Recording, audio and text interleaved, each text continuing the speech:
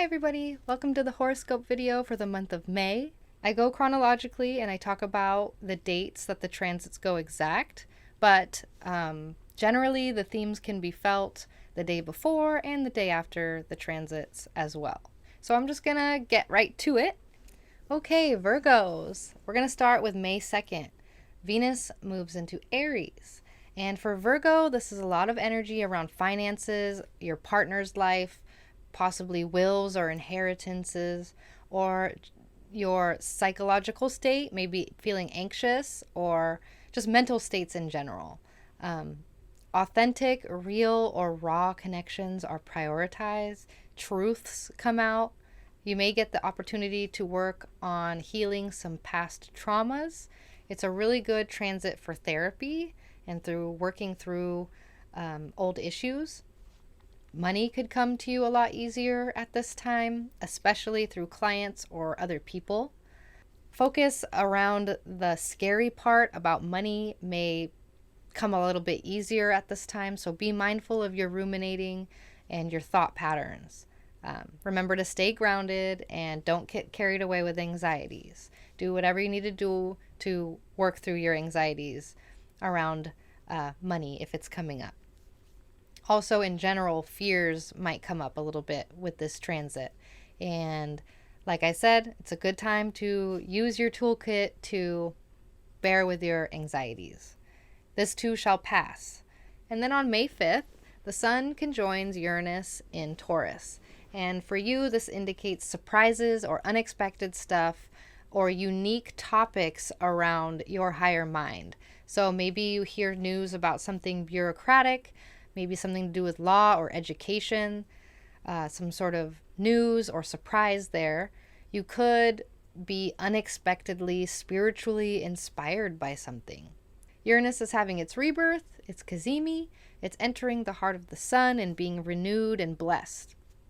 Technology could be involved in some way, either getting new technology or technology acting up.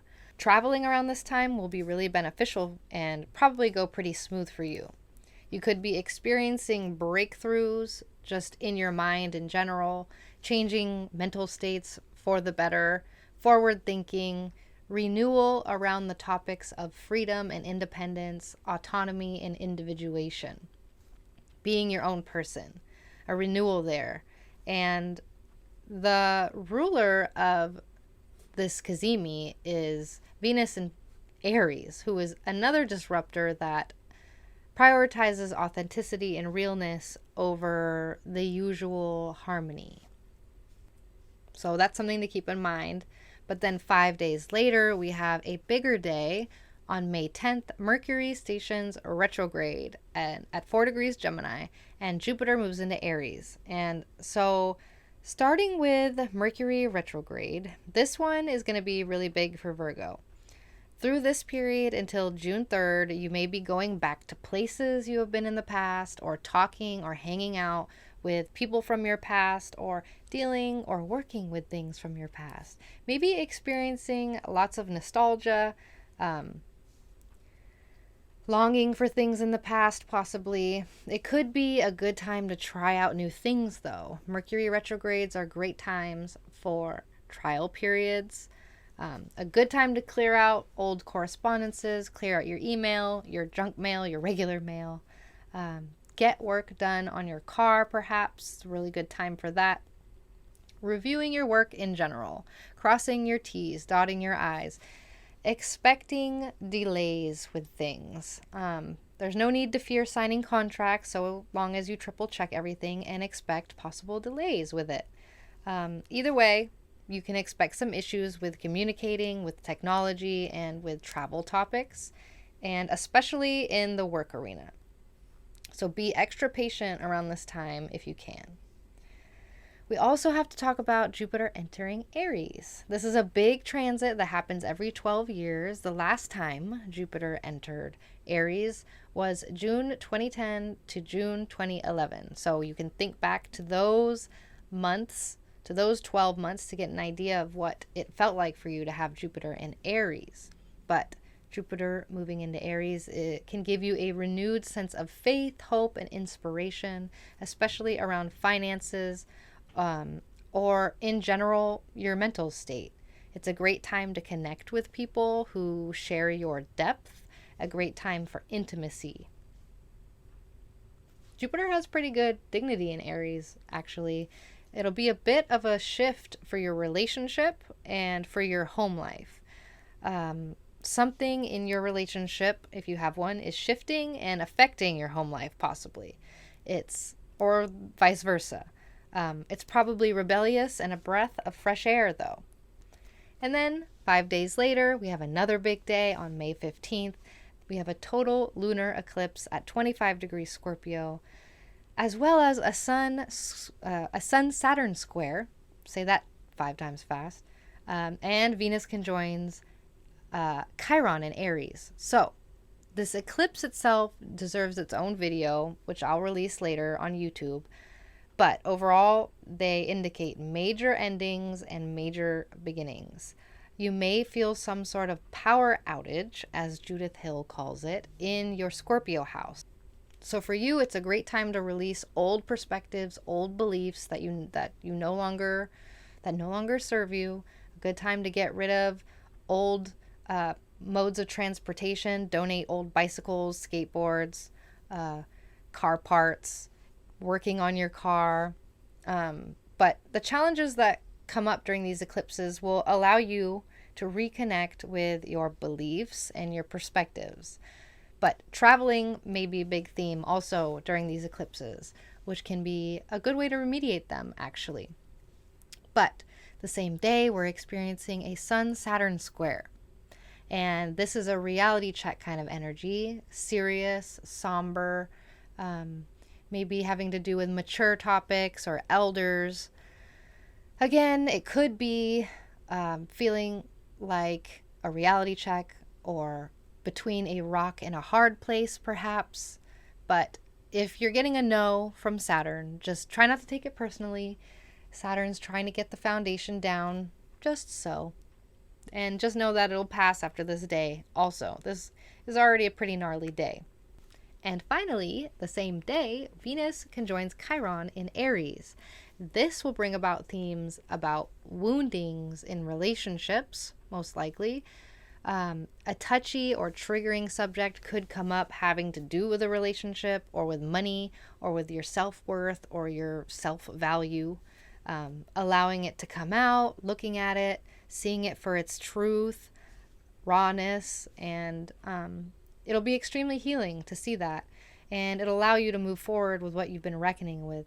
Chiron stuff isn't as scary as it sounds. Chiron is generally an emotional wound, an inner wound that other people don't really understand or see as much as you do. So don't be too afraid, but it's still a big day. It's still a heavy day. I prescribe lots of self-care, whether that's taking a bubble bath, going for a walk, spending time in nature, hiking, cuddling your pets, watching your favorite shows. Please take care of yourself the way that you would take care of your own child if you had one. Speak kind to yourself, be gentle, take it easy. And then on May 17th, Mars conjoins Neptune in Pisces, and this affects you and your relationship or your partner's life. But overall, this day, I expect it'll go two ways. Either it'll be impossible to get up in the morning and you'll just want to sleep all day, or you will have seemingly unlimited channeled energy. But I'm leaning towards vitality being very low. I'm leaning towards possible relationship issues or things coming up in your relationship having to do with boundaries and or self-sacrifice. It can be really romantic as well, maybe bringing in a mystical experience with someone new if you're not in a relationship. But this is a dissolution of boundaries, so physical chemistry can be really lit. You might also have a lot of fun with someone else if you have the energy. But also be aware of burnout if you find a wave to ride. And then on May 20th and 21st, we have the Sun entering Gemini, ushering in Gemini season. And the Sun will enter into Gemini and conjoin with retrograde Mercury at 0 degrees. And thus, for you, the busy bee season begins. It should be a very warm and fun transition, feeling a boost to being yourself and being seen, feeling more like you're back in the saddle, possibly renewed and refreshed. It's a very social time, a great time to keep traveling or lead a project or just being seen more and appreciated more in some way. Life might get a little bit more demanding during Gemini season, but you will probably have the energy for it. And that Cazimi coming on the 21st, when the sun joins Mercury in Gemini, will also be a Cazimi. And around May 22nd, Mercury retrogrades back into Taurus. So there might be a priority shift for you back into your mind. You may be working on a project that requires you to experiment a bit, and it might require extra brain power and extra time. But it's a great time to indulge yourself in books, education, or travel somewhere far, or connect with your spirituality. And then another couple days later, on May 28th, Venus enters Taurus. And this makes your inner world so much richer. Venus moving into Taurus will usher in a series of weeks that will be a lot easier for you to connect with your mind and your perspectives. A yes may be granted regarding education or law or travel. You could be really enjoying a book you're reading or, like I said, going on pleasant travels in some way. The moon will be in Taurus too, conjoining Uranus, so there could be something surprising or out of the box that happens around this time, or technologically advanced. But Venus will be in Taurus until June 23rd, so take advantage of these sweet travels and higher mind connections. And then for our final aspect that we're going to talk about for May, going to talk about May 30th. There's a new moon in Gemini, and I will have a different video about this later on, talking even deeper about the subject. But overall, for you, this will be a major seed planted in your life. Like a new layer to your reputation is starting to take root. A new plan, a new perspective, a new way of being. The beginning of something that changes the way that you are known for the better. This new moon is hosted by Mercury retrograde on Algol, so you got to be aware of tempers or extremes with this moon, and be aware of the intention behind the seeds you're planting during this new moon. But this is a really big new moon for Virgo risings.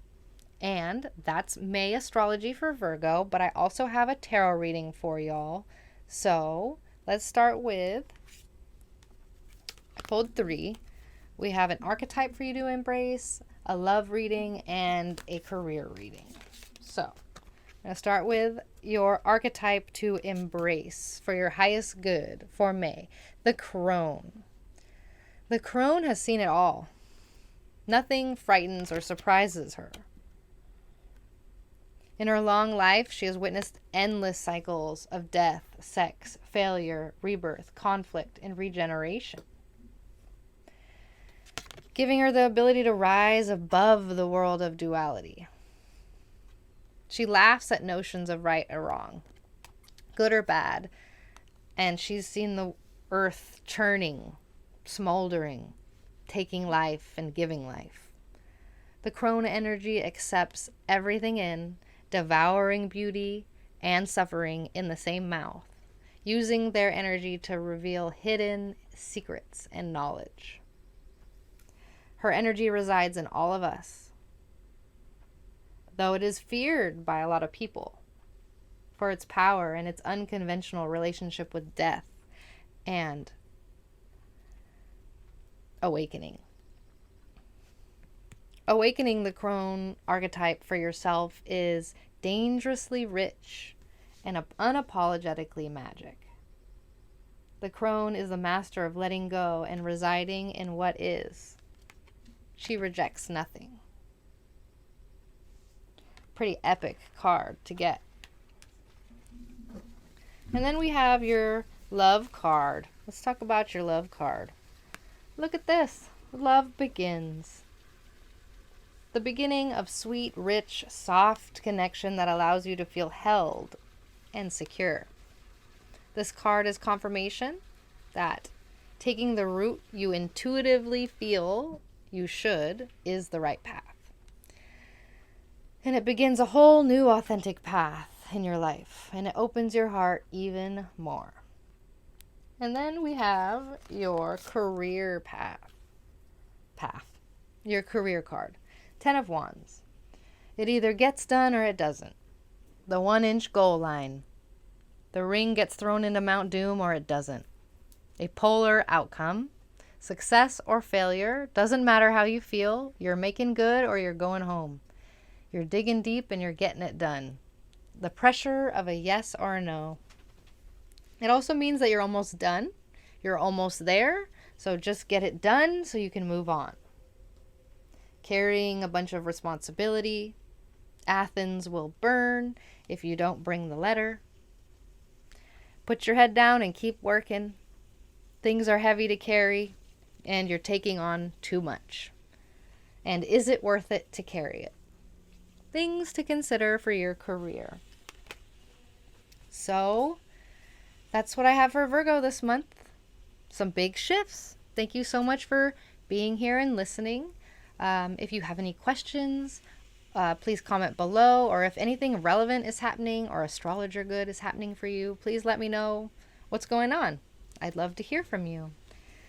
And thank you again for being here. And we're going to move on to Libra.